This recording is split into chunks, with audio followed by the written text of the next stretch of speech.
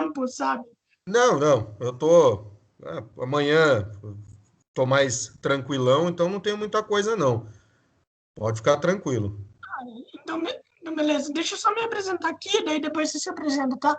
Eu me apresento super mal, tu vai ver uma apresentação horrível aqui. E aí, pessoal, bem-vindos ao Sem Fitas Podcast. Meu nome é Lourenço Franzato e hoje estamos aqui com o Marião. Cara, se apresenta pro pessoal. Fala galera, beleza? Bom, o pessoal me chama de Marião, acho que dá para perceber por quê, né? Pelo tamanho da criança, tá? Tô aqui para bater um papo legal com o Lourenço aí sobre vários assuntos aí, sobre várias coisas. Vocês vão perceber que eu falo bastante, porque isso é uma característica de professor, tá, gente? Eu, como sou professor, acabo falando muito, tá, gente? Então, espero que vocês curtam aí. Mas é bom o professor que fala muito, né, mano? Deixa tudo mais explicativo. Professor tem Cara, que falar, cara. Professor que não fala não consegue dar aula, não, cara. sim, cara, e me diz uma coisa, você me falou que veganismo está muito ligado à política, me explica o porquê. Cara, assim, eu até comentei com você isso, né? A gente, na verdade, como tudo no sistema que a gente vive, né? É político, cara. Não existe nada que não esteja ligado à política, tá? Assim, o que eu como é político, o que eu deixo de comer é político, né? Se tem gente passando fome é uma questão política, se tem gente se alimentando, né, de veneno é uma questão política, né? Enfim, o veganismo não ia ficar fora disso, cara. O veganismo não ia ficar longe dessa questão política.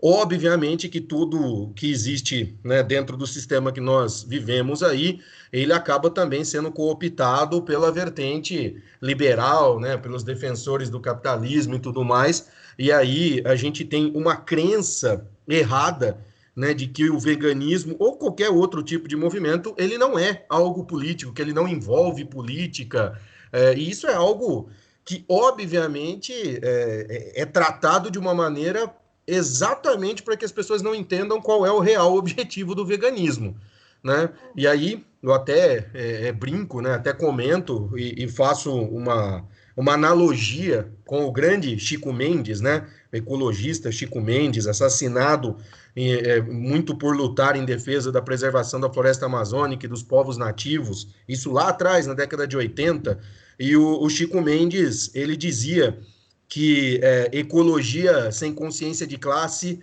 é jardinagem, né? E aí eu faço sempre uma frase parecida com a dele, que eu falo que veganismo sem consciência de classe, veganismo sem consciência política é dieta, cara, né? E o veganismo não é uma dieta, né? Até porque é só olhar para mim, né? É que não dá para ver, né, gente? Mas eu peso 130 quilos, tá? Caralho. Eu tenho 1,80 m e poucos aí, mas eu peso 130 quilos, ou seja, veganismo não tem nada a ver com dieta, né? Ele é um posicionamento, antes de tudo, um posicionamento ético, obviamente, né? Perante algo que a gente entende como uma crueldade, como algo injusto, como algo que não é mais necessário. Nós não estamos no tempo das cavernas, tá, gente? Ninguém mais aqui é Neandertal, ninguém mais aqui tem essa necessidade gigantesca de proteína animal, porque hoje nós evoluímos, então tá aí, estão aí, né, os veganos para provar isso, atleta vegano, né, gente disputando esporte de alto nível que é vegano, né, eu sempre brinco, eu falo assim, cara, para mim um dos maiores ídolos da minha adolescência, que é o Mike Tyson, porque eu pratico boxe também, então eu sou extremamente fã dele, ele é vegano faz mais de 10 anos, né? E olha o tamanho daquela criança, né? Então, não tem nada a ver mais essa ideia de que veganismo é uma dieta, só comer alface, todo vegano é magrelo, vegano não tem proteína, enfim, esse tipo de argumento já não cola mais. E É, existe uma. Pode falar, cara. eu vou levantar a mão sempre que eu quiser perguntar, Eu mano. já Tipo, falei para você que eu falo demais, cara. Pode não, perguntar não, mesmo. tudo bem. Né? Cara, é o seguinte, um dos argumentos para defender o veganismo é a coisa de que os animais são vivos, né? E aí não pode matar coisa viva e tudo mais, mas plantas também têm sentimentos, né? Planta não tem Então, sentimento porque ela não tem sistema nervoso central, né, cara? A biologia explica isso facinho para qualquer um. Não Mas existe no sistema nervoso central, então eles não são seres sencientes, né? Isso aí é explicado pela biologia, é básico, Mas né? plantas não são vivas. Elas são vivas, mas como ela não tem sistema nervoso central, ela não sente, né? Ela não sente dor, ela não sente alegria.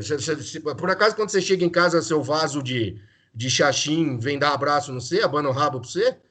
Eu nunca vi, cara. Eu tenho um monte de planta em casa aqui, cara. Quando eu chego em casa, a planta não olha para mim e fala: Ah, o Mário chegou. Meus gatos fazem. Meus gatos fazem festa. Uma tenta fugir, né? Mas meus gatos estão aqui para fazer essa farra. Lógico, são, na verdade, existem várias vertentes, né? Porque o veganismo, como eu disse para você, é um posicionamento, antes de tudo, ético, moral a respeito de algo que nós entendemos como não sendo mais algo necessário, volto a dizer, né? A gente tem outras fontes de proteína, até porque a proteína animal ela é uma proteína secundária, né? No sentido de que a proteína da carne animal que se come, ela só existe porque esse animal se alimentou de plantas, né? A proteína original não está ali, né? Ela vem de segunda mão, a gente pode dizer. E quando você pega fontes de proteína vegetal hoje, você encontra fontes, né, muito melhores até em termos de fornecimento de proteína com menor grau de caloria, enfim, entre outras coisas. Mas o que eu estava falando, por exemplo, do veganismo ser de fato um movimento político, né? E aí que eu falo, o veganismo é muito mais do que só a questão da alimentação. É lógico que a questão da alimentação, ela funciona muitas vezes como porta de entrada para que as pessoas entendam o que é o veganismo.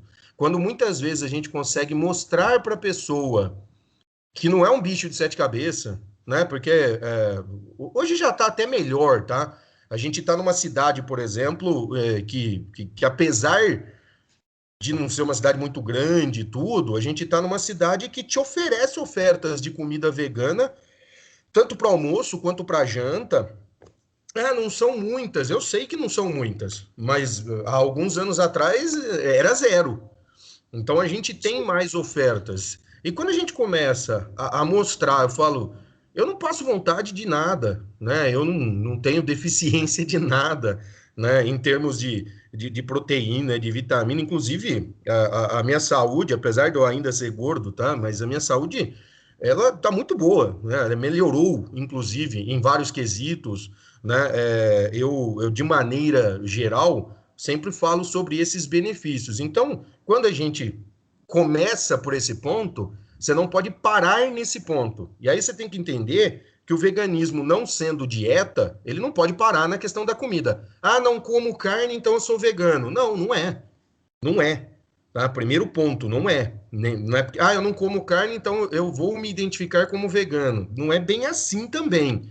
Né? Você pode estar Ah, começando, entendendo, e espero que busque mais, né, estudo, conhecimento, para entender que isso é um movimento, sim, político, e que, de maneira geral, como todo movimento político, ele passa a ser disputado por várias frentes. Então, hoje a gente tem, por exemplo, talvez a vertente mais forte no sentido de ser mais rica, de ter mais recursos para fazer isso, que é o que a gente chama de veganismo liberal ou veganismo estratégico, né?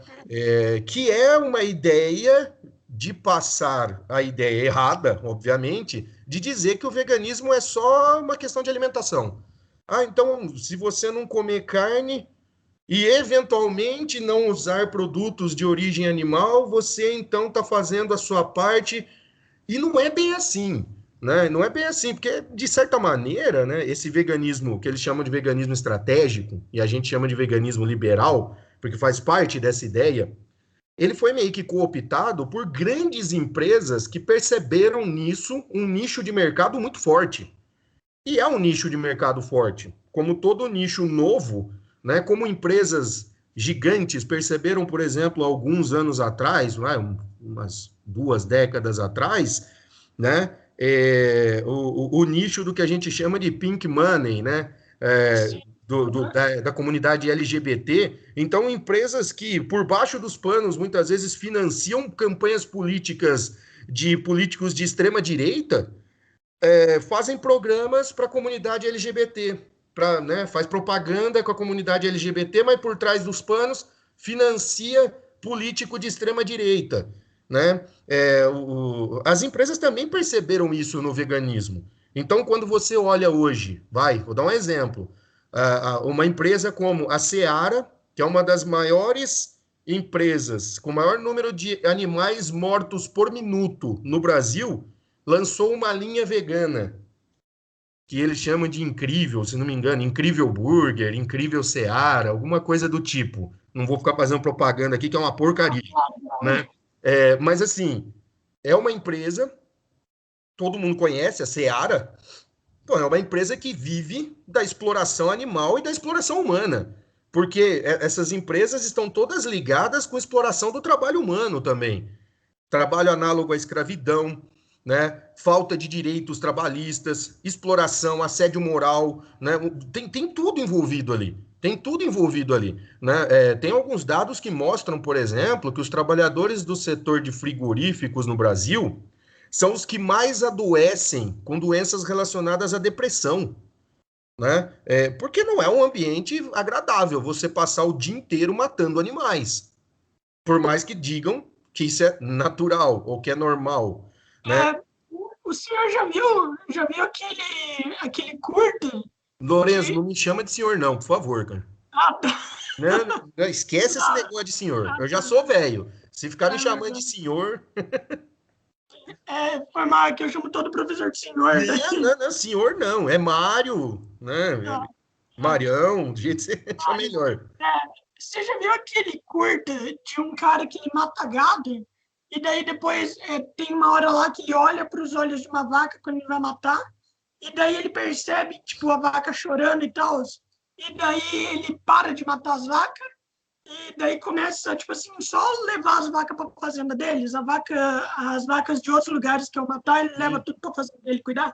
É muito bom, é um curta polonês, é muito bom. Eu já E ele, vi. ao redor mora várias fazendas, né? Vários fazendeiros Isso, que isso. odeiam ele. Cara, é muito bom. Eu falo disso, quando eu falo disso, tem uma frase de um cara que é pouco conhecido no mundo aí, né? O cara chama Paul McCartney, né? Pouco conhecido, ele fez parte de uma banda pouco conhecida aí, né? Que chamava Beatles. Acho que quase ninguém conhece, né? Os caras só mudaram a história do rock no mundo todo, né? E o Paul McCartney, que é vegano há muito tempo, tá?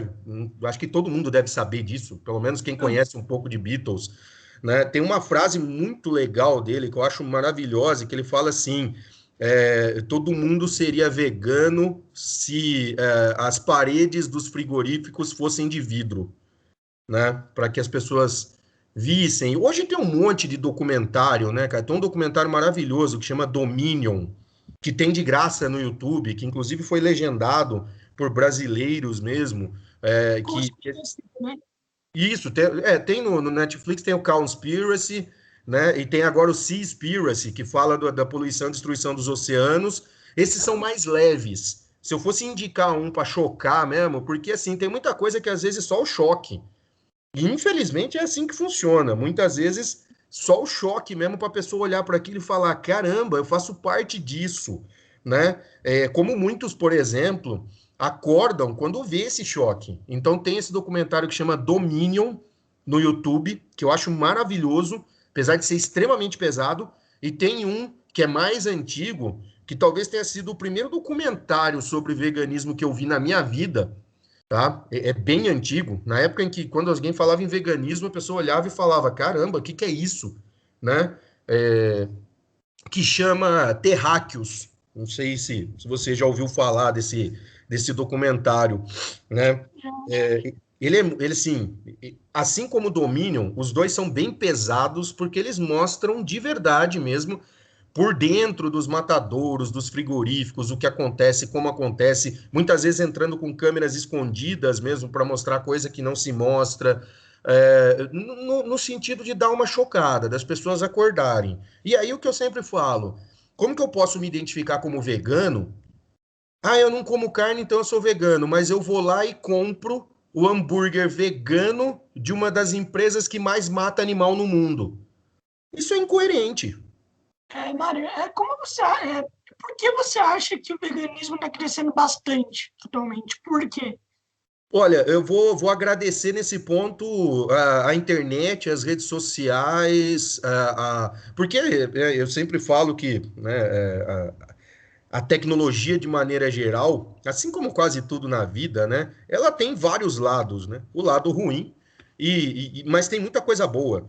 Tem muita coisa que a gente tem contato hoje, que tem conhecimento hoje, que a gente não teria há 20 anos atrás. E aí eu estou falando como uma geração de uma época, eu brinco com os meus alunos, eu fui ter o meu primeiro celular na vida, eu estava no segundo ano da faculdade.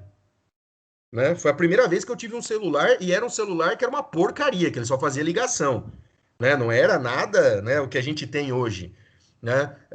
E aí eu ainda brinco, eu falo, ó, eu nem sou tão velho assim, eu sou da época que o professor passava trabalho e a gente ia para a biblioteca fazer trabalho. E tinha que ficar disputando, às vezes, a tapa, livro com os camaradas, né, para ver quem pegava o livro primeiro para fazer o trabalho. Hoje não. Hoje, qualquer coisa que eu falar em sala de aula, o aluno tem acesso imediato. Né? Lógico que ele vai ter acesso também imediato a muita coisa que não seria o ideal. Cabe a gente também ir mostrando, ó, o caminho, o que está certo, o que não está certo, o que ele pode buscar, o que ele não pode, né, a gente tem que fazer esse processo de orientação como todo mundo fazia antigamente também, né, com outras coisas. Então, hoje, com esse avanço das redes sociais, a informação a respeito do que é o veganismo, ela começa a aumentar. Até muitas dessas coisas que, por exemplo, né, eu acabei de falar no começo aí, você vê atletas de altíssimo rendimento, atletas de elite, que viraram veganos, que são veganos, falando sobre o veganismo, e aí faz com que muita gente olhe e fale, caramba, eu achava que vegano ia cair duro, morto num canto, porque ele não ia ter, né, proteína suficiente, alimentação suficiente, né? Isso vai quebrando um pouco. E essa curiosidade, aliado, lógico, como eu falo, não é uma questão só de dieta, mas tem a questão da comida, mas se alia o conhecimento e o entendimento, muitas vezes, da relação com o meio ambiente, com a destruição do meio ambiente, né? Porque, infelizmente, hoje é a pecuária e a agricultura voltada para abastecer a pecuária o grande destruidor de ambientes naturais, de paisagens naturais, né? Tem até o pessoal que gosta, né, de argumentar sem estudar muito, o cara fala assim, mas é a plantação de soja que destrói a Amazônia e a soja que você come, né? E aí eu já falo, olha, a primeira coisa, cara, primeiro que 98% da plantação de soja na Amazônia ou no Cerrado é para alimentar gado, que é criado em confinamento. A soja que normalmente a gente usa, primeiro que eu, por exemplo, não uso soja transgênica. Então pode esquecer essa, né? Por que eles falam isso, que a soja destrói a Amazônia? Oi? Não entendi. Por que eles falam isso da soja? Assim, normalmente é a defesa do cara que está acuado, Ah, tá. né? Que muitas vezes eu já vi isso, tá? Eu não costumo falar muito sobre isso. Por exemplo, em sala de aula eu não falo sobre isso, a não ser que o aluno me pergunte, porque não é o meu objetivo, né? Eu estou dando aula de outras coisas. Quando os alunos perguntam, aí às vezes eu comento com eles para explicar. Muitas vezes é a defesa do cara acuado que muitas vezes não quer reconhecer que ele também, querendo ou não, porque o cara não é culpado por fazer parte desse sistema, mas às vezes chega uma hora que você tem que acordar e falar, opa, calma aí, sim, o meu tipo de alimentação contribui para a destruição do meio natural. Não sou eu que estou tocando fogo na Amazônia, mas estão tocando fogo na Amazônia para botar gado lá. Para que eles estão botando gado lá? Porque tem gente que come, porque as pessoas estão comendo. E aí, junto com o gado, eu tenho que botar o pasto, eu tenho que botar a soja, porque hoje é ração entupida de hormônio, de veneno, para injetar no bicho, enfim, todo esse sistema. E aí, as pessoas começam a acordar com isso. Por quê? Porque hoje eu tenho filmes, documentários, séries que mostram esse tipo de situação, pessoas falando sobre isso. né, volto a dizer, gente famosa falando sobre isso, porque é óbvio, né, ninguém tá nem aí se o Mário tá falando isso na aula dele ou coisa parecida. Mas quando você vê um cara extremamente famoso, vai, por exemplo, vê o Lewis Hamilton, né?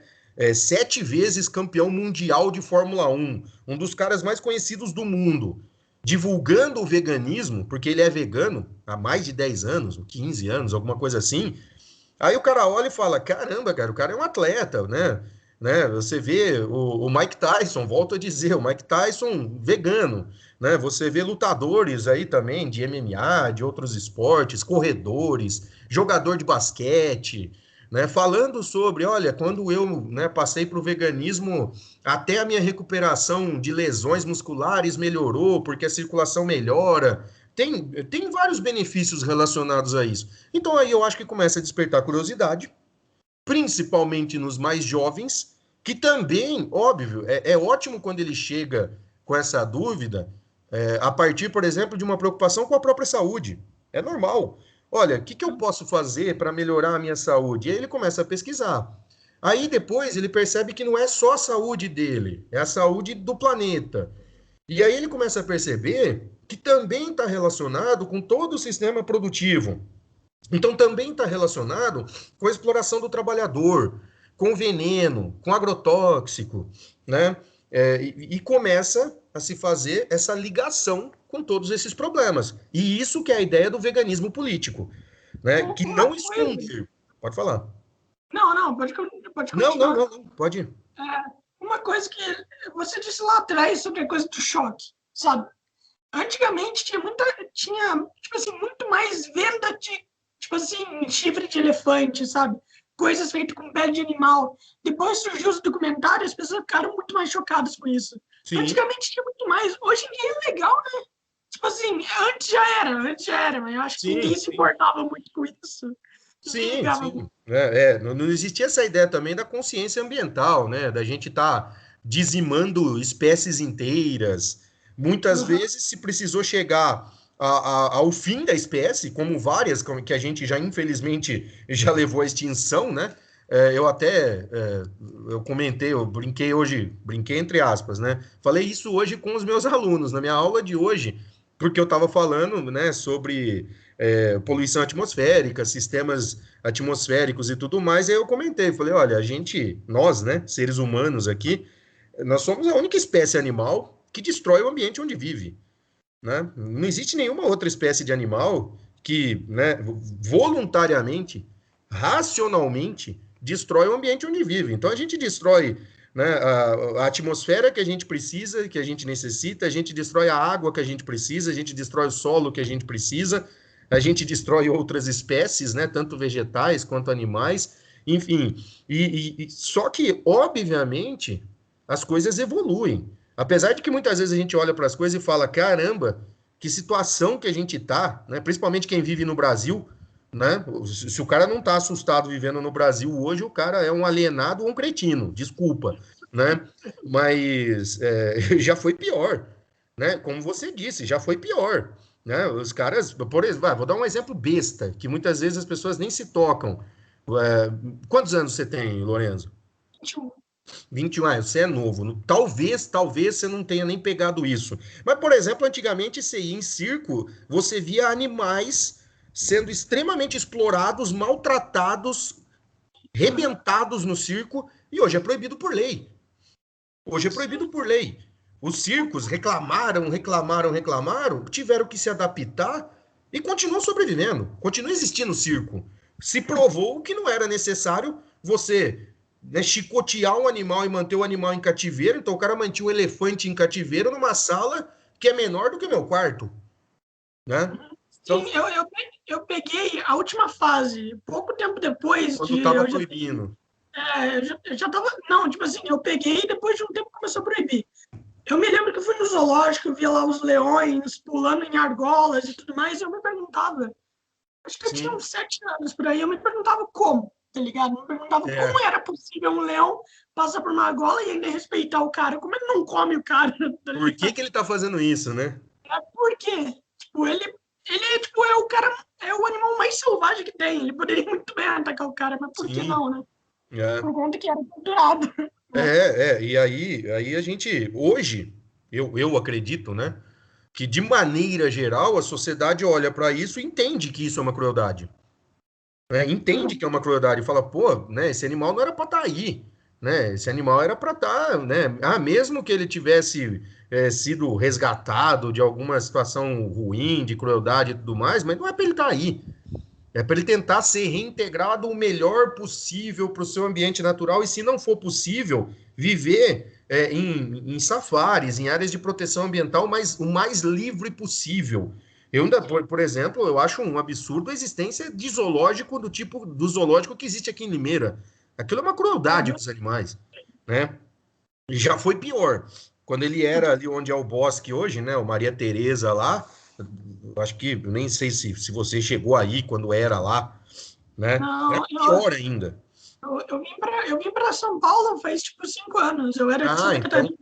então você não conhece, então você não conhece. Não, O, não. o zoológico de Limeira era uma das coisas mais cruéis que existia no mundo. A jaula do leão, sem brincadeira, a jaula do leão era menor, tinha dois leões e a jaula do leão era menor do que meu quarto.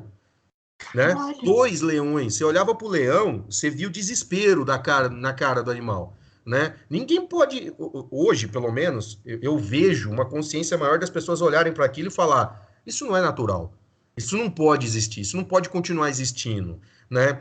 E isso faz parte também desse processo de autoconhecimento também. Né? Porque eu sempre falo isso em todos os lugares que eu falo, que eu converso, tudo.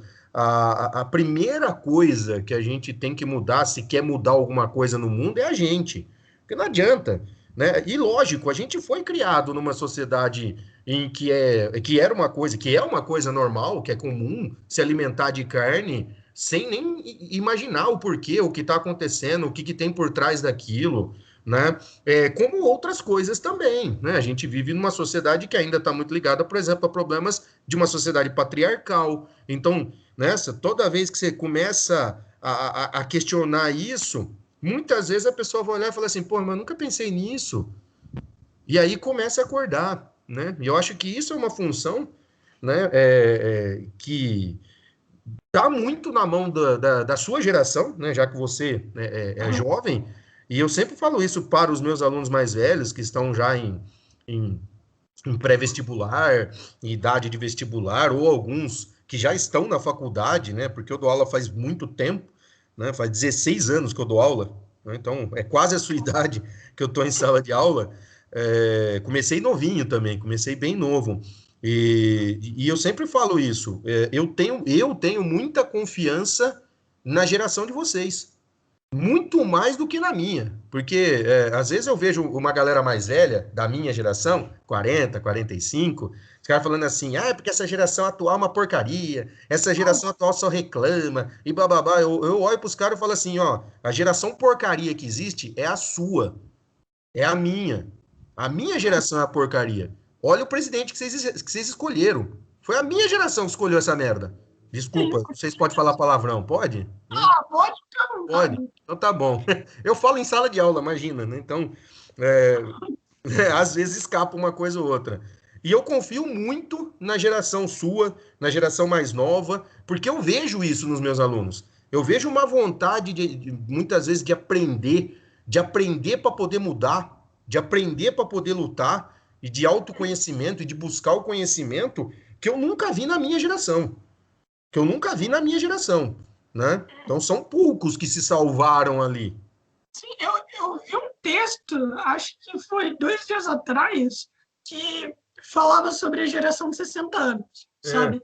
Daí falava o quê? Que a geração de aço está morrendo, sabe? Que é, a melhor geração que a gente já teve na humanidade está morrendo. então, aí é que tá, né? De maneira geral, e isso é uma característica humana, já foi até mostrado isso, psicologicamente falando, né? A gente tem a tendência, o ser humano tem essa tendência ao saudosismo, que eu costumo brincar que é o saudosismo ahistórico, porque Sim. ele se apega a um passado que nunca existiu. Isso é Aham. explicado, até a psicanálise explica isso.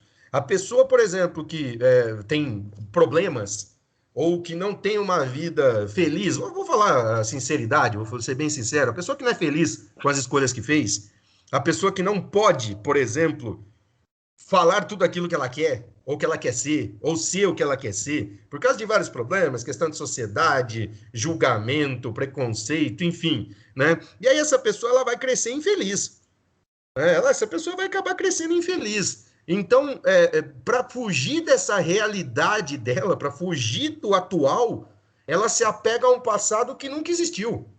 Né? Então, quando Aham. você vê uma pessoa velha falando assim, porque no meu tempo é que era bom. Aí, às vezes, eu olho e falo assim, cara, calma aí, de que tempo que você está falando? Do tempo em que mulher não podia votar, né? Racismo Porque, extremo.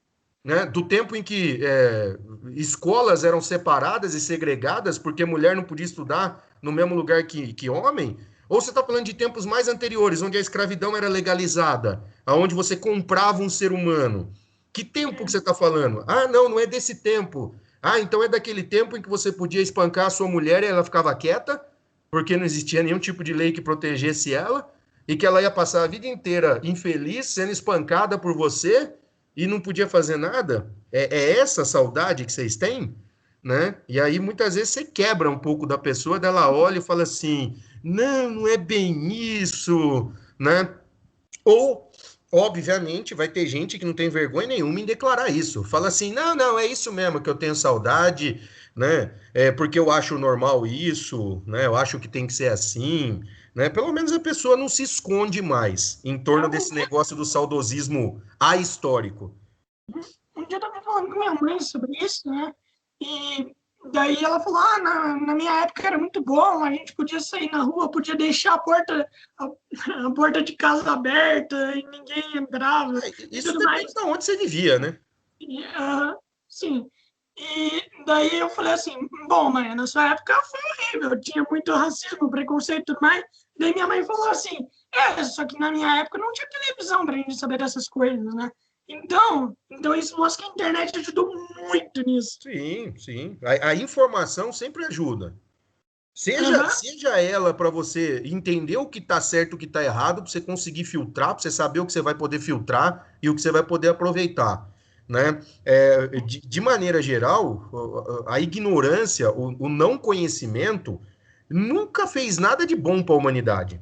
Né? sim. Nunca fez nada de bom para a humanidade. Então, eu olho e falo, gente, se vocês acham que nós temos problemas, e óbvio nós temos, ainda tem muita luta, tem muita coisa para a gente conseguir, para a gente alcançar, né? Não é para parar, né? Então tá tudo bom. Lógico que não, tá longe de tá bom. Mas se você pensar para quem, e aí é o que eu sempre falo, o pessoal fala assim, mas para que serve história, né? Porque eu dou aula de história, né? Também, história e Aham, geografia, né? E aí, mas para que serve a história? Eu falo, ó, antes de tudo, para você não ser um imbecil, né? sim. Antes de tudo, por você saber o que aconteceu, conhecer o passado para evitar de repetir os mesmos erros no futuro, né? No mínimo, no mínimo, Mas né? isso não significa que vai acontecer. Não Não, significa. não. Tá longe disso, tá longe disso. Mas assim, você ter um pouco desse conhecimento te faz parar e prestar atenção e olhar e falar assim: opa, calma aí, tá ruim, mas já foi pior.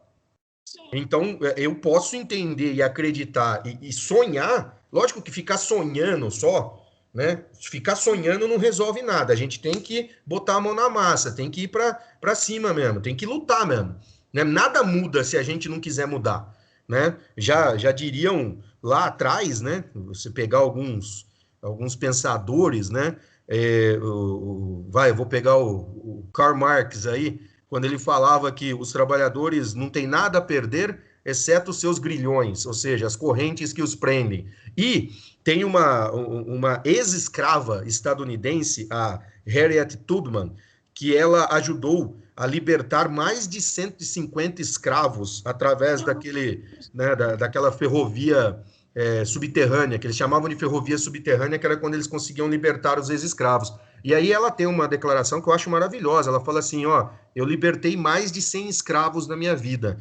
Libertaria muito mais se eles soubessem que eram escravos, né? E aí você pode remeter filosoficamente, né, à ideia do mito da caverna do Platão, né? Ah, Não sei eu, se você eu, lembra disso, do mito da caverna.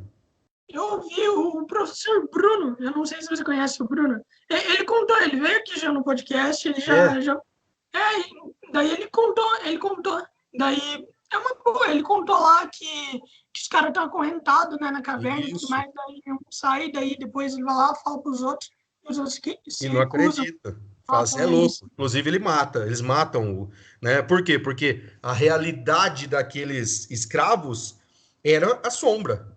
Eles não acreditavam que existia nada fora daquela sombra, né? Lógico que é É, uma, né, uma alegoria, né, que o Platão estava fazendo, né? E aí você pega, por exemplo, tem uma frase legal do Einstein que ele fala, né, que uma mente que se abre para um novo conhecimento jamais retorna ao seu tamanho original, né? Ou seja, né, nós somos como um todo, né? Nossa cabeça, nossa, né, consciência é um universo em expansão, sempre, sempre. Eu sempre falo isso com os meus alunos, falo, gente, olha, podem acabar tirando de você tudo aquilo que você eventualmente tem e acha que nunca vão tirar, né? Então podem acabar tirando tudo, a sua liberdade, a sua casa, a sua vida, a sua alimentação, podem tirar tudo de você. A única coisa que você vai morrer com você é o seu conhecimento. É aquilo que você adquiriu, né, de conhecimento durante a sua vida, né? Então, no mínimo, busque o conhecimento, né? E aí, óbvio, ao mesmo tempo que eu acabei de falar que a gente tem, eu mostro isso, eu sempre falo isso, uma situação que é muito melhor do que o que era antes, a gente tem que tomar cuidado, porque em tempos de crises econômicas sequenciais, como é o tempo que a gente está vivendo, né, é muito comum esse processo de regressão histórica, ou de se buscar essa volta que você falou, né, a um passado que nunca existiu. Então, muitas vezes a gente pode viver, e em certos pontos eu vejo isso, um processo de emburrecimento, né? De emburrecimento da população em alguns pontos. E por isso, né, que eu falo isso, professores, cientistas, pesquisadores, pais e mães conscientes, nunca, mas nunca podem aceitar isso, né? Desse processo de emburrecimento, esse processo de voltar a uma ideia de que sei lá, violência verbal resolve tudo, né? Eu não consigo mais explicar, desenvolver um tema, desenvolver uma resposta aceitável para ninguém. Eu costumo brincar, né? Se tem uma rede social que eu não gosto, é o Twitter, tá? quem gosta, Né? Porque eu acho que o Twitter emburrece as pessoas, esse negócio de limitar o tanto de caracteres, ele acaba emburrecendo a pessoa. E aí, muitas vezes, você na sala de aula fala, ó, vamos escrever um texto aqui de 20 linhas, a molecada olha e fala, nossa, tudo isso. Eu falo, gente, 20 linhas. 20 linhas eu mal falo bom dia para alguém, se eu estiver escrevendo, né? Porque às vezes acontece isso, e a gente tem que tomar cuidado, por quê? Porque, de maneira geral, né, a ignorância, e aí eu não falo de burrice, eu falo de ignorância mesmo, de ignorar algo. A ignorância é sempre mais confortável, né? A ignorância é sempre mais confortável, né? Eu costumo brincar com os meus alunos, eu falo assim, conforme você vai conhecendo a realidade, né, o seu conhecimento aumenta e a sua insatisfação e tristeza aumenta também.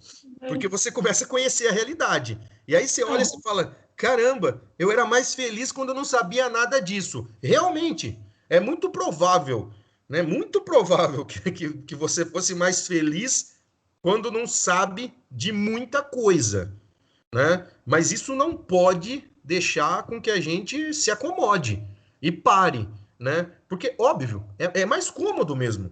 É eu olhar e falar assim, né? Eu poderia, por exemplo, olhar e falar, eu já tenho, tipo, minha profissão estabelecida, trabalho há 16 anos dando aula, tô tranquilo, né? Já me formei, conheço o que eu preciso conhecer, né? Então não vou mais me preocupar em tentar ajudar ninguém, não, em tentar mudar do jeito que tá e pronto, né?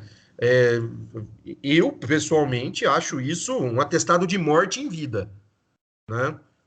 Eu acho que, né, eu sou dessa turma de que, assim, enquanto a gente tiver capacidade e condição de lutar, a gente tem que lutar, né? Pelos nossos ideais, né, pela sociedade como um todo, né? Eu sou extremamente contra, mas extremamente contra o individualismo, né? Acho Sim. que isso destrói a humanidade, né? Então, lógico, isso é uma questão minha, né? Não, bora. Muitas vezes as pessoas olham e falam, ah, não, porque se tiver bom para mim, dane-se o resto. Eu não consigo ser assim.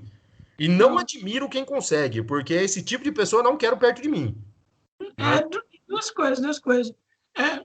Uma das coisas, eu vou voltar lá para o circo, foi mal voltar tanto, assim, tá? É uma coisa que eu queria falar lá naquela hora, que é sobre, a gente não pode esperar nada de uma sociedade que apoiava muito o show de bizarrices, sabe? Freak show. A Sim, gente não, como a gente poderia esperar alguma coisa, sabe? Boa exato, dela, de exato. alguém que apoiava, tipo, anão ficar sendo humilhado, né? Sim, Todo mundo. sim. A gente Sim, não espera nada.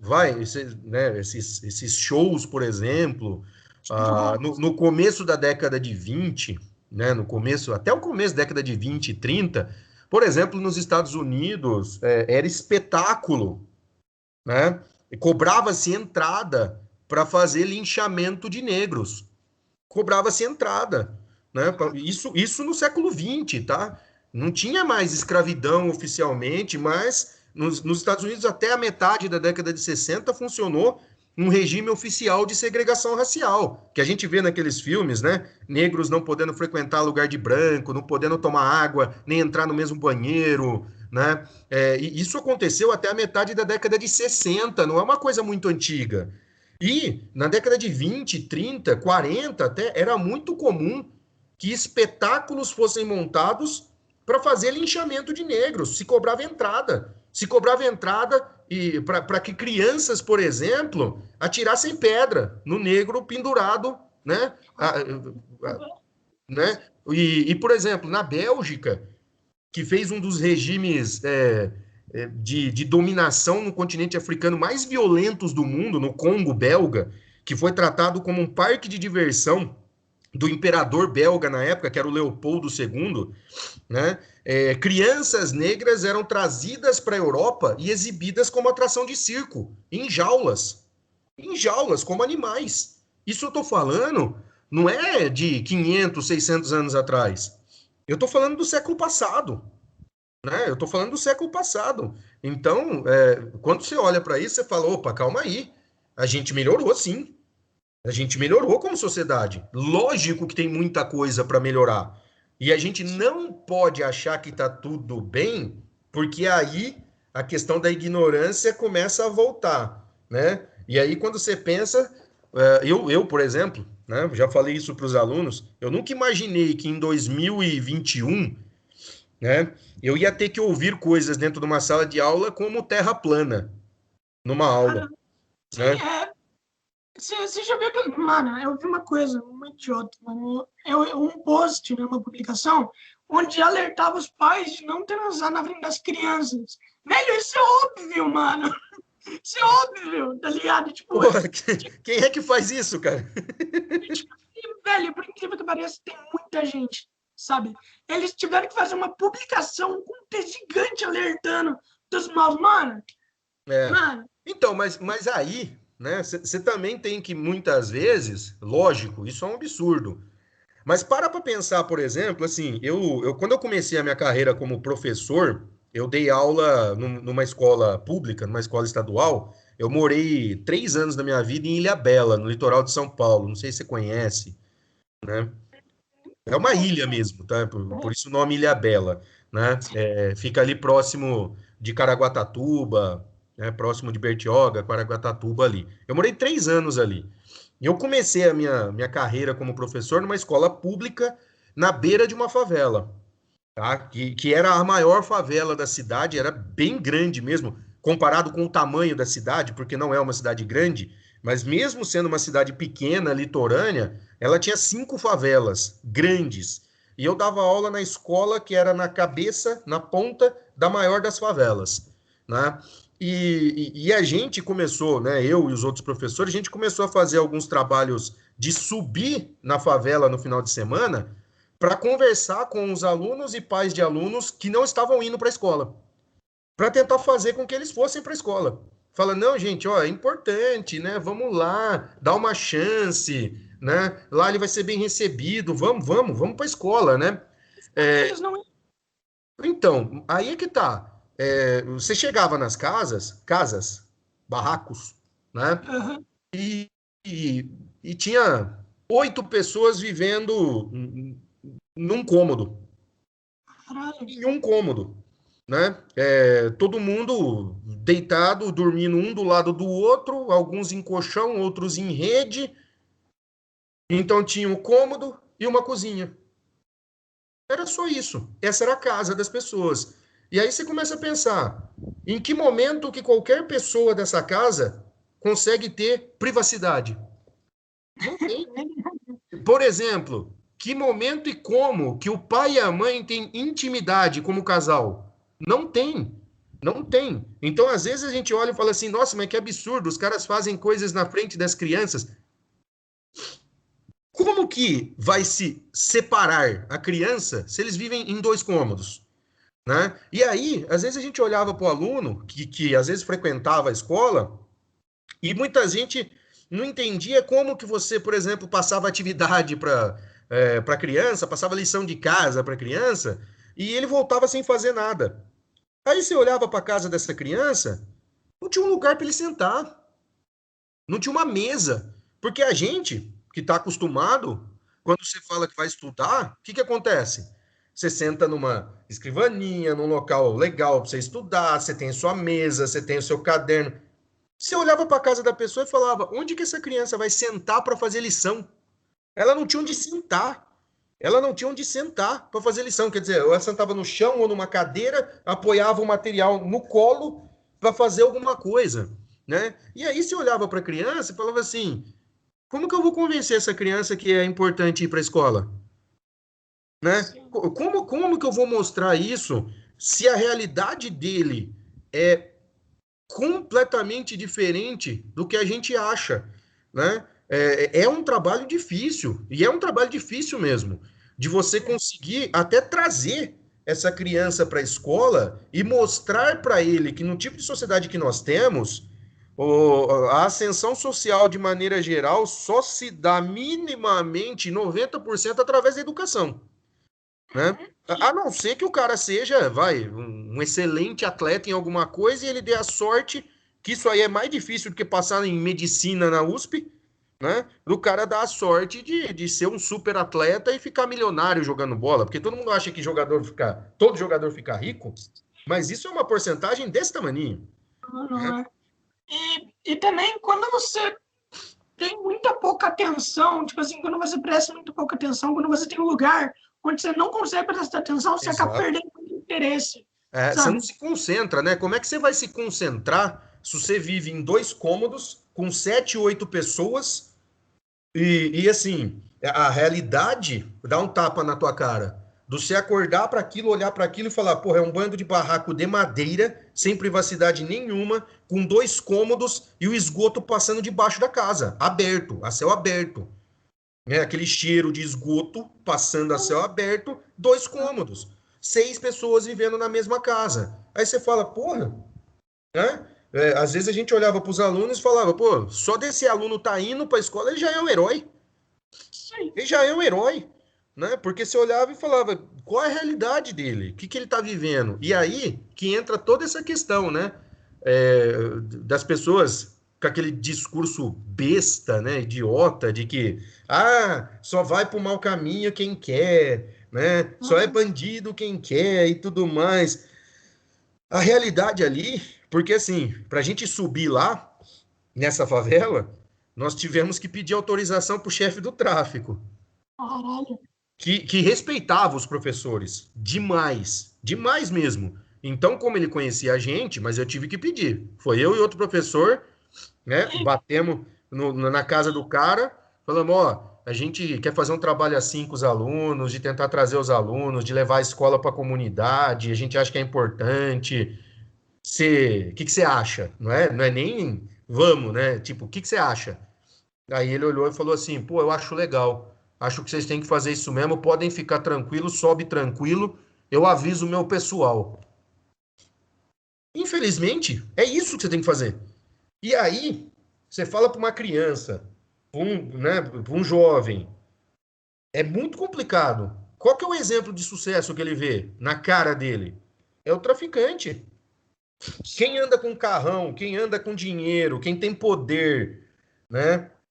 Quem faz festa, quem anda com tênis de 500, 600 conto, é o traficante. Infelizmente, infelizmente, eu cansei de perder aluno quando eu trabalhei em rede pública, em perto de favela, essas coisas, cansei de perder aluno para tráfico, né? Do aluno olhar para mim e falar assim: "Ah, professor, eu reconheço o que vocês fazem, reconheço, né, o interesse de vocês, agradeço muito, mas eu não quero essa vida para mim não", né? E aí, você vive num país que dá a oportunidade desse aluno olhar para você e falar assim: "Professor, não leva a mal não, mas você estudou sua vida inteira, você fez 2 faculdades, olha o quanto o senhor ganha. O que o senhor ganha por mês, eu vou ganhar por semana no tráfico. Eu sei que eu não vou viver muito, mas o tempo que eu viver, eu vou aproveitar. Desculpa." Como que você dá incentivo para criança que você olha para criança e fala assim: "Caralho, né? Vou virar para ele e falar assim: "Não, não, estuda que vale a pena. Você vai ser professor a sua vida inteira, agora você nem vai se aposentar mais, porque é bem provável que você morra na sala de aula e vai ganhar, lógico, no sistema público, uma miséria, né? O cara trabalha, trabalha, trabalha, trabalha e tem que trabalhar em 200 lugares o dia inteiro e mal tem condição de, por exemplo, fazer uma viagem no final do ano, de investir no próprio, né, na própria educação mesmo, de continuar estudando, né? Eu conheço exemplos de professores que não têm condição, por exemplo, de comprar livro, né? Essa é a realidade. E aí você vai virar para esse garoto que vive nessas condições que eu comentei com você e falar para ele: "Não, não, ó, continua estudando, se mata de estudar, que, né, com o tempo você vai se formar", daí ele vai olhar para você e falar assim: "Eu vou me formar para quê?" Tipo, você não tem nenhum argumento, né? Não tem Nessa nenhum. hora você olha para ele e fala: "Olha, a única coisa que eu desejo para você é muita sorte na sua vida, cara", né? E infelizmente eu cansei de perder aluno para tráfico, né? Né? E depois você vê o aluno passando, né? Com carrão, com isso e aquilo, você já sabia o que estava acontecendo, né? Infelizmente. E aí o que é engraçado é que aquele discurso, né, baixo, moralista, babaca, de bandido bom, bandido morto, isso, aquilo, só funciona se o bandido for negro, pobre e favelado, né? Aham. Porque, né, se for rico, engravatado, vira deputado. Né? Porque se for negro, pobre, favelado, aí é bandido bom, bandido morto. E aí, que é uma incoerência que eu sempre alerto pra galera, eu falo assim: "Pô, os caras falam que o jovem ele vira bandido só porque ele quer e que o ambiente não influencia. Mas ao mesmo tempo, ele acha que se o filho dele vê uma propaganda LGBT, ele vai virar homossexual. Ué, Aham. se o Sim. ambiente não influencia o jovem a virar traficante, o ambiente vai influenciar o filho dele a virar homossexual, né? E aí surge essas idiotices de cura gay, essas imbecilidades sem tamanho, né? O- É, Os caras só querem uma desculpa, né? Os caras só querem uma desculpa para você. Por exemplo, se tu refuta os caras só têm 4 argumentos, né? São os únicos argumentos que os caras têm. Os caras têm o argumento da cura gay, tem o argumento de bater também, tem o é. argumento da TV, Mas isso na tem verdade essa. nem é argumento, né? Isso Nem aí, argumento, eu, mas eu, é eu falo argumento. assim, eu sempre brinco, né, com os colegas, camaradas, tudo, eu falo assim: qualquer dia, qualquer discussão que você se meter com relação a isso, por exemplo, você fala assim para a pessoa, fala assim: "Ó, faz o seguinte, fazer um desafio para você, né? Tira o que você tiver de dinheiro no bolso e bota em cima da mesa e fala assim: você vai defender o seu argumento sem usar a palavra religião, Deus. Sim, sim. Se você Sim, conseguir, todo esse dinheiro é seu", né? Ele não vai conseguir, não vai sair do lugar, não né? Ele vai vai. ficar parado. E aí eu sempre falo, cara, assim: "Ah, mas eu acho errado." Eu falo: "Ué, por acaso alguém tá falando que é para você, né? Ser, né? Ninguém tá falando, né?" O cara fala assim: "Ah, eu sou contra o casamento gay." Eu falei: "Por acaso alguém propôs casamento pra você?" Né? Às vezes, se é uma pessoa que eu até conheço, eu falo: "Cara, tu é feio, cara. Ninguém vai propor casamento pra você. Tu é feio, chato e pobre, né? Você acha que alguém vai propor casamento com você, cara? Deixa o povo, né? O cara quer casar, deixa o cara casar com quem quiser, pô. Pô, tipo, não faz sentido, mano. Não faz sentido. Aí, tipo assim, quando você refuta todos os que Argumentos. têm argumentos, o cara já vai falar assim, mas é errado. Tipo, ele só vai Eu falar, acho errado. Eu falo, tá eu acho bom, cara, né? E aí que eu sempre alerto pro pessoal também, fala, gente, né, como sociedade, a gente não pode aceitar por exemplo, o discurso de ódio como opinião. Eu sempre falo isso, falo, ó, discurso de ódio não é opinião, cara. Opinião é eu, por exemplo, eu gosto de vermelho. E Aham. você virar para mim e falar assim, eu gosto de azul. Né? Eu falo, pô, isso é opinião. Fala assim, eu gosto de usar a barba comprida, né? Eu acho que eu fico com a cara de redonda, de bolacha, horrível sem barba. Isso é opinião, né? A minha esposa, por exemplo, ela fala que eu fico com cara de maluco com barba. Mas ela tá acostumada, faz mais de 10 anos, 15 anos que, né, tá assim. Isso é Com opinião, barba, né? Com né? barba você parece um russo fodão. É. O pessoal olha e fala assim: nossa, meu Deus do céu, o cara já tem cara de louco. Não vou nem argumentar, né? Mas eu falo pra galera: isso é uma questão de opinião. Eu gosto de chocolate, eu gosto de morango, sei lá. Opinião. Discurso de ódio não pode ser tolerado como normal, como natural. Porque isso não é discurso isso não é opinião. É só minha opinião. Não, cara. Se a sua opinião defende ou deseja que um grupo de pessoas morra, seja espancado, seja assassinado por causa da orientação sexual, por causa da cor, por causa da ideologia ou da classe social, isso não é opinião, cara. Isso é discurso de ódio. E é aí que eu falo, discurso de ódio tem que ser combatido sempre. Né? Isso eu sempre falo isso quando eu falo com os alunos que, né, a gente às vezes tem aulas sobre essas coisas, porque eu também dou aula de sociologia, né? Junto com história e geografia, eu também dou aula de sociologia. Você dá aula de. Você É, dá muita aula. eu costumo brincar, a galera fala, professor, você dá aula do quê? Eu falo, ó, história, geografia, sociologia, balé, dança contemporânea, gastronomia, o que você quiser, né? Só não me peça para fazer conta.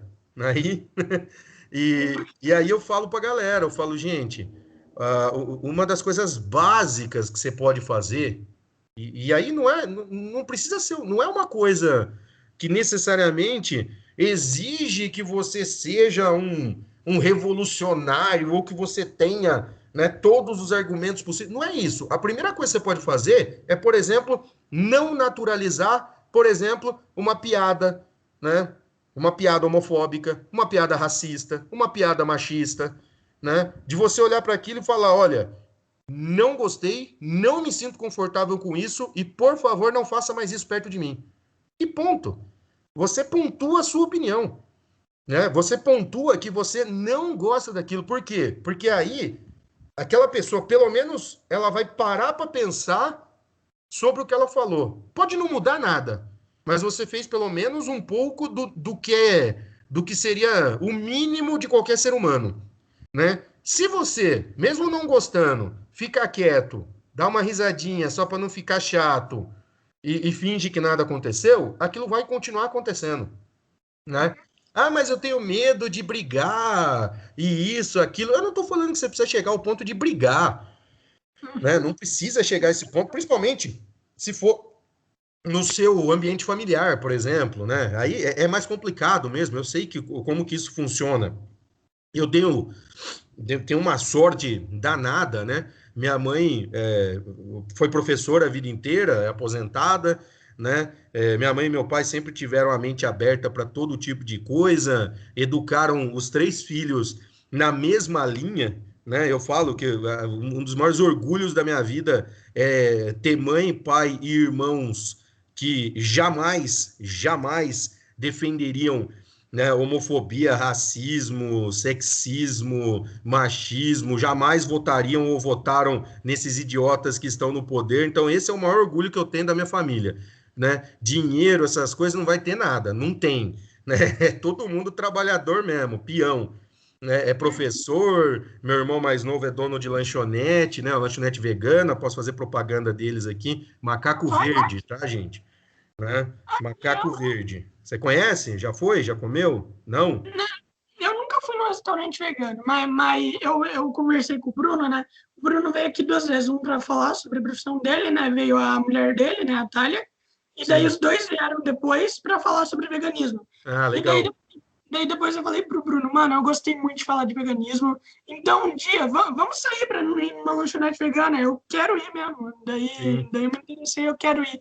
Então vamos nesse macaco verde. Aí, espera a pandemia passar, liberar tudo Claro, aí, a claro. gente marca de ir lá, né? Até porque lanchonete vegana só existe essa aqui em Limeira. Lanchonete só existe essa, né? Então todo mundo é trabalhador, mas assim, todo mundo tem essa consciência por causa do estilo de criação que a gente teve. Mas eu sei e eu entendo, pelo tanto de tempo que eu dou aula, e aí o professor, porque professor no Brasil, né? Ele não é só professor, né, cara? O professor no Brasil, ele é professor, ele é psicólogo, né? Ele é inspetor de classe, né? Ele tem que ser tudo, ele tem que ser tudo, porque muitas vezes a gente vira para-raio também de tudo que acontece. E eu vou falar um negócio para você, por exemplo, tem uma coisa aí que tá para ser votada no Congresso, que é a legalização do tal do homeschooling. Não sei se você tá ligado com isso. Cara, esse é um dos maiores crimes que pode ser cometido contra os jovens e crianças no Brasil, cara. Por quê? E eu falo para você e mostro para você. É na escola que a gente descobre, isso aí já é dado, tá? É na escola que se descobre mais de 70% dos casos de abuso contra jovens e crianças. Tá? É na escola que se descobre. Por quê? Porque é na escola que esses jovens, que essas crianças se sentem à vontade de contar muitas vezes o que acontece em casa. A maior parte dos casos de abuso são feitas por parentes. Por parentes, não é gente de fora, não é gente desconhecida. Principalmente abusos contra crianças e adolescentes, é gente conhecida, né? É um tio, é um primo, às vezes padrasto, enfim, né?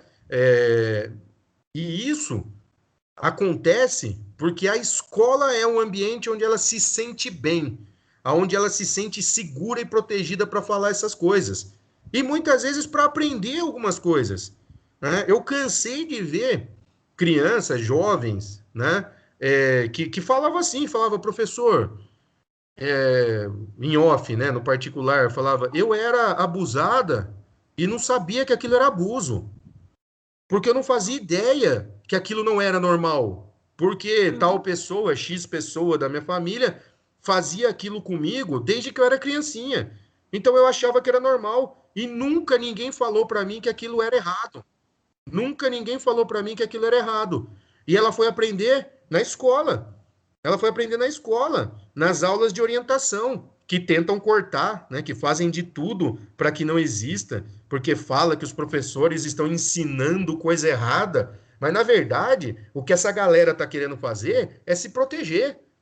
É se proteger. E essa ideia do homeschooling é uma das coisas mais cruéis e absurdas que pode acontecer, porque vai botar essa criança 100% do tempo na mão, às vezes, de gente que abusa, ou de gente que não tem capacidade de ensinar.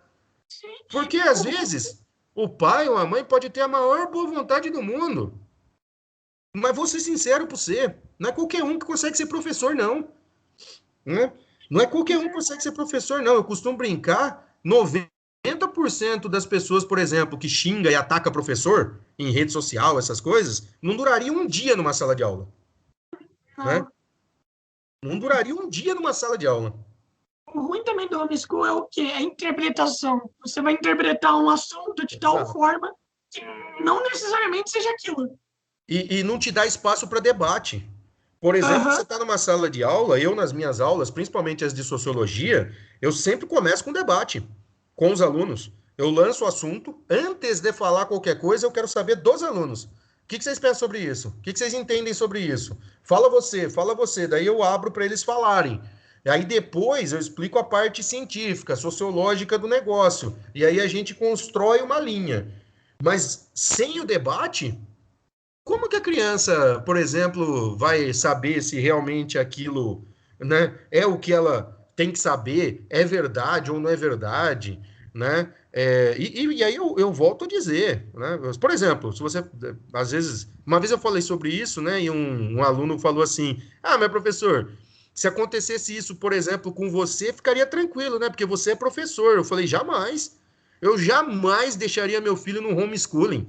Primeiro, eu sou professor, né, de história, geografia e sociologia. Eu jamais conseguiria ensinar matemática para alguém, né, as outras coisas, por exemplo. E jamais ia querer isso, porque eu acho que o ambiente escolar é mais do que só você ficar sentado aprendendo coisas, né? Decorando coisa, lei, né? Quem já teve aula comigo, por exemplo, e depois vai assistir, vai falar assim, nossa, o Mário, né, nunca pegou uma apostila, nunca pegou um livro, ficou... Porque eu acho isso abominável, né? Ficar lendo coisa, né? Copia isso na lousa, copia... Gente do céu, isso aí não é aula, né? Eu falo pra galera, eu falo, ó, gente, alfabetizados vocês são. Se eu quisesse que vocês ficassem lendo, vocês ficavam em casa lendo, né? O professor está aqui é para ensinar vocês, é para conversar com vocês sobre o assunto e deixar esse assunto mais fácil de vocês entenderem. Se eu chegar aqui e ficar só lendo para vocês, né, que porcaria de professor que eu sou, né? E aí, no tal do homeschooling, como que isso acontece? Né? E outra, volto a dizer, né? Muitas vezes, esses jovens, eles não se sentem tão à vontade com os pais, e é normal isso, né? Você é jovem ainda, mas já foi mais novo. Eu já fui também. Apesar de ter uma relação maravilhosa com a minha mãe, é óbvio que tinha muita coisa que eu não queria falar com a minha mãe. Eu tinha dois irmãos, a sorte, né? A gente ficava entre a gente, batia papo ali, tinha amigos, tinha escola, tinha professor, né? Tem coisa que a gente não quer comentar com a mãe e com o pai. Por mais que mãe e pai seja foda, legal pra caramba, super aberto, né? Não tem coisa que não dá, né? Tem coisa que não dá. Uhum. E também tem um problema que é o seguinte, as pessoas podem argumentar assim, mas é só, mas se o filho não quiser homeschool, ele não pode. Mas a gente tem que levar em consideração que os pais normalmente nunca levam em consideração o que os filhos falam. É tipo assim, por Exato. conta que desde criança, se a criança o tempo todo desenvolver homeschool, ele vai ficar, mano, nunca vai É. questionar. Você acha mesmo que essa família que vai optar pelo homeschooling vai dar voz ao filho? Né? Não. Aí, ó, eu costumo brincar, eu falo assim, Gil, eu sou gordo e tenho barba, mas não sou o Papai Noel, tá, gente? Né? Eu não acredito em todas as coisas, não. Então, é óbvio que ela não vai ter poder de escolha. Ah, é a criança que vai escolher. Ah, tá. É a criança que vai escolher. Se o pai tá querendo tirar ele do ambiente mais lúdico de aprendizado, muitas vezes porque não quer que ele tenha a influência negativa dos outros. Por quê? Porque muitas vezes, e aí, né, eu sempre falo sobre isso, lógico que é uma questão mais localizada, mas o Nelson Mandela falava isso, né? Quando ele falava sobre racismo, ele falou: ó, ninguém nasce racista, torna-se racista, né? Porque realmente uma criança, nenê, um bebê, uma criança mais novinha, que ainda, né, não aprendeu, por exemplo, a falar, a ler, escrever essas coisas, se você colocar qualquer criança de qualquer cor na frente dela, não existe preconceito. Elas vão sair brincando. Em pouco tempo elas estão brincando uma com a outra, né? E aí ele falava, olha, ninguém nasce racista, torna-se racista. E do mesmo jeito que torna-se racista, dá para você ensinar a ser antirracista, né? Porque é uma questão de educação. E aí, infelizmente, né, de maneira geral, tá? De maneira geral, lógico que existem casos mais raros, mas de maneira geral, se você conhece uma pessoa racista, você pode procurar que a família que tem pai e mãe tem alguém que criou que é extremamente racista, né? E aí eu sempre falo para os jovens, né? Quando chega ali para os seus 14, 15, né? E aí também junta com toda a questão hormonal e tudo mais, né?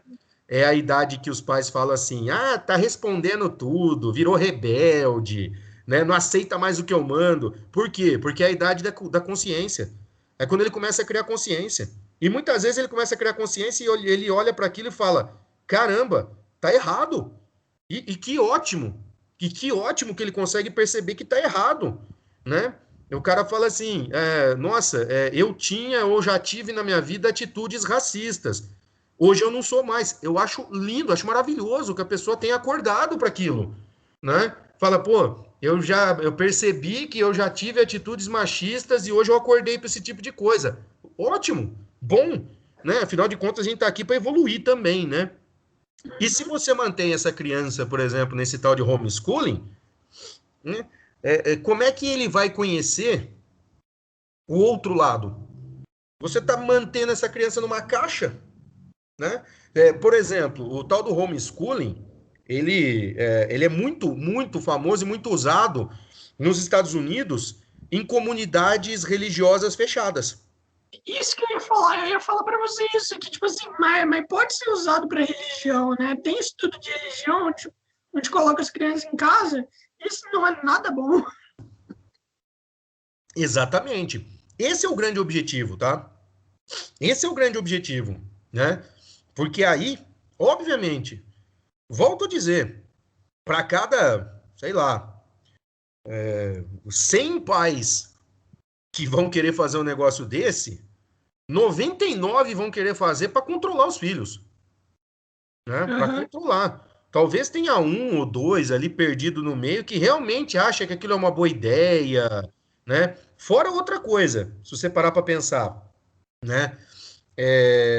Imagina você que se você vai fazer o tal do homeschooling, quem da família é que vai ficar tomando conta dessa criança?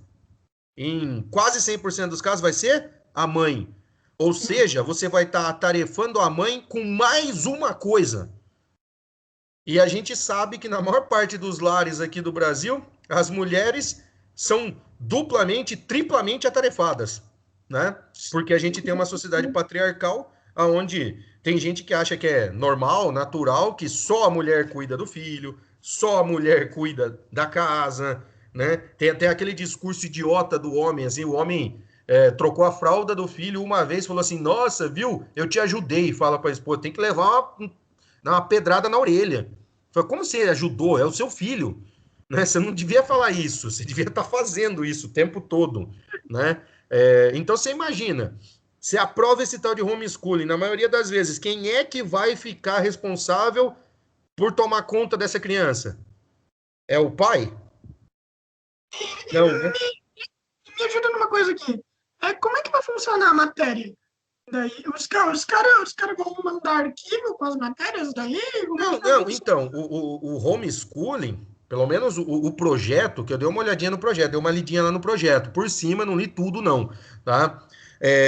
A ideia é que, assim, primeiro que os pais vão ter que assinar um termo, uma autorização mesmo, um termo de ciência, se comprometendo a cumprir, teoricamente, as bases do tal do BNCC, que é o Banco Nacional de Componente Curricular. Então, Como os é que é pais só vão um ter que se papel? comprometer a isso. Como é que é só um papel? Não. É só um papel. Eu costumo brincar, eu falo para os alunos, papel aceita tudo. Sim. Aham. Infelizmente, né, papel aceita tudo. Então, teoricamente, essa criança vai ter que ser educada de acordo com esses padrões e vão ter provas, que eu não lembro se eram semestrais ou anuais, para comprovar se ele está tendo, né, o desempenho ou não. E quem vai ser o responsável por ensinar tudo isso vão ser os pais. Ou a criança vai aprender sozinha, né? E aí que eu volto a dizer, olha que loucura. Todos os pais vão ter essa capacidade? Ah, mas se ele tiver com o livro lá, Não. se ele tiver comprado o livro, porque ninguém vai dar nada, você vai ter que comprar aquilo, né? Nossa. Ué, é o homeschooling, é o seu filho, você que se vire. Não ache que alguém vai dar os livros para você. Então você vai ter que pegar aquilo em algum lugar. Ah, peguei. Aí eu pego o material lá de, sei lá, de química. E como que você ensina pro seu filho química? Às vezes o cara olha e fala: caramba, a última vez que eu estudei isso na minha vida foi 30 anos atrás. E Então, outra, às vezes você sabe para você, mas ensinar é uma coisa completamente diferente do que saber para você. Eu conheci, né? Eu costumo dizer isso, eu conheci pessoas na minha carreira com formações maravilhosas, gente que tinha até doutorado. Aí você chegava para dar uma olhada na aula né, da pessoa e era horrível. Sendo bem sincero, era horrível. Por quê? sim, sim. Porque o cara não tem didática. Uma coisa é você saber para você, outra coisa é você saber falar, saber explicar, saber Sim, se posicionar, né? e tem o interesse dos alunos também, né? Muito importante. É assim, Mário, só para avisar, a gente vai ter que encerrar, tá? Sabe por quê? É por conta que, assim, como eu fiz pouco podcast, eu fiz acho que 2 essa semana, então eu marquei 2 para hoje. Ah, Um vai tranquilo. marcado para 9 horas e tudo mais, só que eu já vou te fazer um outro convite para estar aqui de novo, se você quiser participar. Então, cara, é o seguinte, a minha pergunta para você é como chamar a atenção dos alunos? Chamar atenção em que sentido? Fazer eles se interessarem pelo que eu estou falando. Cara, eu vou falar uma coisa que tem muita gente que vai olhar e falar assim: ah, ele tá falando por falar. Vou falar uma coisa para você, cara. Não existe ser professor no Brasil e ser um professor que consiga fazer alguma coisa sem ser muito, mas muito apaixonado pelo que você faz. Tá? Não, não é uma coisa de, respostinha para. Não, cara, não tem como você ser professor no Brasil sem gostar muito, mas muito do que você faz. E aí, eu acho que isso passa para o aluno no sentido dele olhar para você e falar: esse cara gosta do que ele está fazendo porque ele quer fazer isso mesmo, é o que ele escolheu, e passa a confiança de que você sabe o que você está fazendo. Porque eu não tô lá para ler um livro. Por isso que eu falei para você, falei, jamais nesse negócio de ficar lendo livro, de ficar escrevendo em coisas. Tem várias e várias aulas que eu escrevo a data na lousa, né? E mais nada, né? E o resto é falando, né? Sim, sim. Eu não acho que tem segredo ou que tem formulazinha de bolo, que tem formulazinha mágica, no sentido de falar assim, o que eu faço para os alunos prestarem atenção em mim? Cara, acho que cada professor tem o seu jeito, mas eu acho que a coisa mais importante é que o professor tem que ser autêntico com o que ele está falando, com as coisas que ele acredita, tá? E conseguir passar isso, transmitir isso. E lembrar que, obviamente, assim, não adianta eu chegar, né, para um aluno do ensino médio, por exemplo, e achar que se eu chegar e ficar falando 1 milhão de coisa com um monte de termo hiper mega difícil, ele vai entender alguma coisa. Porque não vai, cara. Porque não vai. Eu costumo brincar que isso aí, né, é masturbação ideológica ou masturbação intelectual, né? Porque a Uhum. masturbação você faz por você, né? Sim, Então é o cara que quer mostrar que sabe tudo, que sabe falar isso, que sabe falar aquilo, que sabe termos técnicos e aquilo. E aí, a hora que ele termina de falar, os alunos olham um pro outro e falam assim: e aí, vocês entenderam o que o doido falou? Aí ninguém entendeu nada. Ou seja, você deu aula para quem? Você ajudou quem ali a compreender alguma coisa? Você não ajudou ninguém, a não ser satisfazer o seu próprio ego, né? Então, acho que, na minha opinião, essa é a forma que eu entendi que eu posso fazer o meu trabalho, né? E o dia que eu, por exemplo, não acreditar no que eu estou fazendo, eu não faço. Nunca mais, né? Por isso que né, o pessoal fala, porra, não, esse cara é meio maluco, né? O cara dá aula, o cara já teve pizzaria, né, vegana, cozinha, faz tatuagem. O que que esse doido mais faz? Cara, eu faço tudo aquilo que eu quero fazer e que eu sempre quis fazer na minha vida. E não aceito que ninguém fale que eu não posso, que eu não consigo, que eu não devo fazer, né? E por isso até que muitas vezes o aluno olha e fala, pô, caramba, cara, esse cara todo maluco aí, cheio de tatuagem, tatuagem na cara, na cabeça, é professor. Ou seja, eu posso ser do jeito que eu gosto de ser e me dar bem, e ter sucesso, né? sim. Então, eu acho que é isso. É que ainda tem aquela imagem do professor com a cara limpa, né? Daí quando vem um professor novo, os alunos já, né? Né? Chega um cara com um cara de louco, eu já falo pra galera, quando eu entro na sala, eu falo, gente, ó, eu só tenho cara de bravo, tá? Eu não sou bravo normalmente. Às vezes eu sou, mas assim, normalmente não. Então, eu sei que é diferente, mas estamos aí para provar que o diferente não tem nada de ruim, né? Claro. Uhum. A gente vai iniciar por aqui. Primeiramente, desculpa, tá? Pra gente iniciar por aqui. E, mano, eu espero que tu tenha gostado. Tu tem alguma coisa pra divulgar? Cara, assim, volta a divulgar o Macaco Verde, né? A minha pizzaria, como eu falei para vocês, ela tá parada por enquanto, então não dá para divulgar nada, porque a gente tá de mudança e tudo mais, né? Então volta a divulgar o Macaco Verde. né? E quem quiser, por exemplo, fazer uma tatuagem tradicional, né, pode procurar o Marião Tatu no Instagram, sou eu, tá, gente? Quem quiser fazer uma tatu tradicional aí que vai durar para sempre, procura nós aí também. Então é isso, mano. Muito obrigado por participar e Eu que falou, mano. agradeço e, assim, quando quiser bater mais papo sobre qualquer coisa aí, é só chamar, cara. Tendo tempo, a gente entra. Claro, mano. Boa noite. Beleza, valeu, boa noite, cara.